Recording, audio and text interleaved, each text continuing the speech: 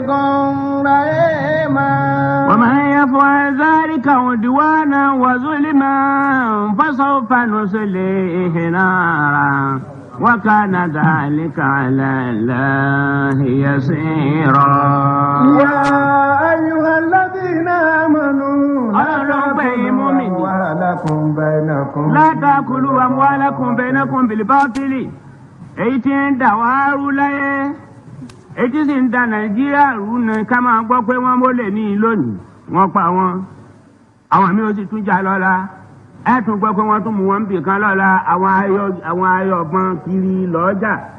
àwọn ayọ̀bọ̀n lọ́ọ́ gba mọ́tò àwọn ayọ̀bọ̀n lọ́ọ́ ká wọn mọ́lé Ọlọ́run bá ń sọ fún wa wípé ẹ lè tibẹ̀ lówó ẹ lè tibẹ̀ níláárí ẹ lè tibẹ̀ gbé ìran yín gòkè ẹ lè tibẹ̀ dé kankan ẹ má jẹ owó ara yín láàrin ara yín bìlẹ̀ bátìlì pẹ̀lú ọ̀nà àbàjẹ́ èyí tí ó tún wá kàn nípa iná làwọn tí wọ́n láwọn fẹ́ ṣe ayé àbáwọn tó fẹ́ ṣèlú tọ́jẹ́ pé àwọn náà lọ́wọ́ lànà olè kalẹ̀ ẹni tá a ti mọ̀ ní táníkà tẹ́lẹ̀ àmọ́ bó ti lówó mọ́ àmọ́ ńgbà tó ti pé òun dòṣèlú lọ́ba ti dẹ̀ dolówó wọ́n wá sọ afẹ́ṣèlú afẹ́ṣèjọba wọ́n sọ ọ́ dòwò ní kó wá ń rọ owó jọ Ọlọ́run ní látàkùnú bá amwalakum bainakum bil batili ọ̀nà ní kí àáfi níláárí ọ̀nà ní kí ìran ẹni fi níláárí ọ̀nà ní kí ẹbí ẹni fi níláárí àbí ìjọ àbí orílẹ̀-èdè ọ̀nà káwá gbọ̀nà èrú ká fi kówó jọ kọ́ ọ̀nà sí ọwọ́ fi kówó jọ ọ̀nà oko ríro fi kówó jọ ọ̀nà òwò ṣíṣe fi kówó jọ lówó halali ọ̀nà mẹ́tẹ̀ẹ̀ta tọ́lọ́ ń wí nìyí àmọ́ ọ̀nà wípé àwọn owó olówó ọgbà àjọ Ọlọ́run fẹ́ lò sọ́nà bìkan lọ́ba lò fúnra rẹ̀ bátìlì nùní لا تأكلوا بينكم أموالكم بالباطل لا تأكلوا أموالكم بينكم بالباطل إلا أن تكون تجارة عن تراض bó ti ṣe fáwọn tó kọjá èyí tẹ́ ń bẹ́ẹ̀ nísìnyí ẹ̀ ṣọ́ra o ẹ má jẹ́ ayé ọ̀tàn yìí jẹ́ o ẹ má jẹ́ ọ̀tàn yìí jẹ́ wípé àwa náà à ń bẹ́ẹ̀ náà káwa náà jẹ́ bá tiwa tá a bàjẹ́ Ọlọ́run ọ̀sọ́ yín o ẹ̀yin náà ẹ̀ ṣọ́ra yín o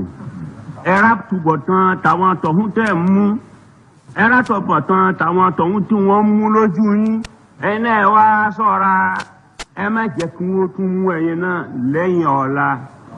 wala taqtulu anfusakum ẹ má para yín ní tìtorí kí ẹ gba dúkìá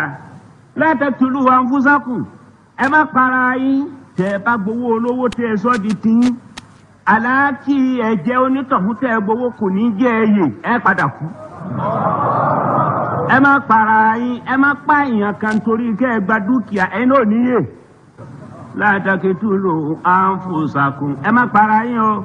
inna Allaha kana bikum rahima. wa man yaf'al dhalika udwanan wa zulman fasawfa nuslihi nara wa kana dhalika 'ala Allahi yasira. àwọn tó fẹ́ lọ́wọ́ lógìgì àwọn náà ni wọ́n ń ṣerú ẹ̀ tí wọ́n sì fẹ́ ṣe wàhálà bí wọ́n bá níjọba ọ̀dà yín dúró àbíjọba kò síṣẹ́ ìjọba ò sí pé gbogbo aráàlú níjọba fẹ́ gbà síṣẹ́ kò síjọba kan ṣe rí láyé kó wá wáṣẹ́ tiẹ̀ fúnra ẹ̀ ni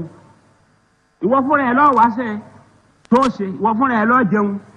ìwọ fúnra rẹ̀ lọ́ọ́ wo obìnrin tó fẹ́ ìjọba ní ọba owó obìnrin tó fẹ́ ìwọ fúnra rẹ̀ lọ́ọ́ bá tóbìnrin rẹ̀ ọba bímọ ìwọ fúnra rẹ̀ lọ́ọ́ wá bóbìnrin rẹ̀ ó ṣe bímọ ìjọba ní ọba wa responsibility tiẹ̀ má irú ìjọba